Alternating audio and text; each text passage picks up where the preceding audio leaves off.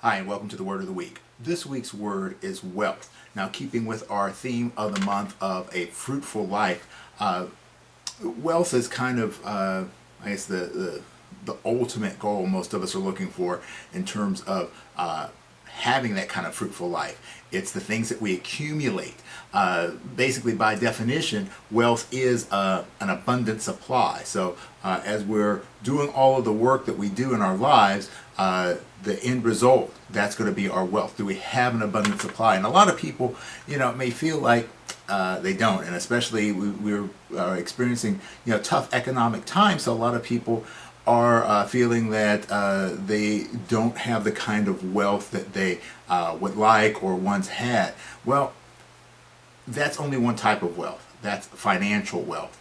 And I think a lot of times we get too concerned with that, and we don't take time to appreciate all of the wealth, if you will, of wealth that we have in our lives. Now, I'm not saying there's anything wrong with having financial wealth, because I certainly be the first person to say, yes, I would love to have an abundance of financial resources. I would love to have that, and I work towards that.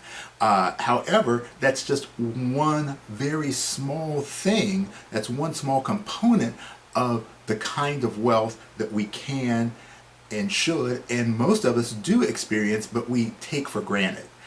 So when we think about having an abundance, what are some of the things that we can have an abundance of, that we are truly wealthy in? Well, how about things like family, friends, loved ones? How about having a wealth of information, a wealth of experience, a wealth of knowledge, a wealth of opportunities? The list goes on and on. There are so many things that we have, and that we have in great abundance, but we often overlook because we're often too busy fixed on the small percentage of things that we don't have, and we ignore the large percentage of things that we do have.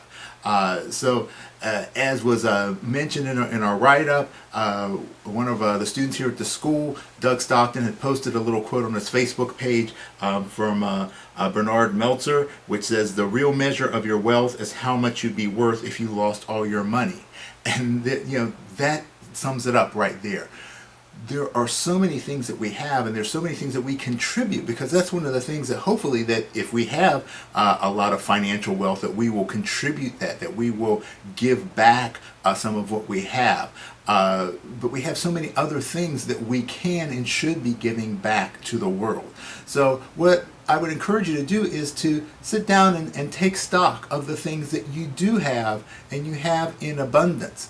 And I'm sure that you'll be surprised at all of the things that you have in your life to be thankful for.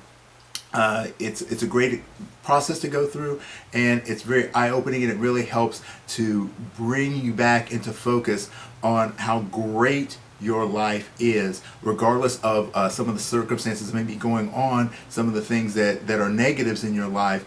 That if we can pull in and really look at the things that we have to be thankful for, it can shed a whole new light on our existence, on where we are and what we're capable of doing and who we're capable of being. All right, so I hope that you enjoyed this week's lesson, and I hope to see you next week.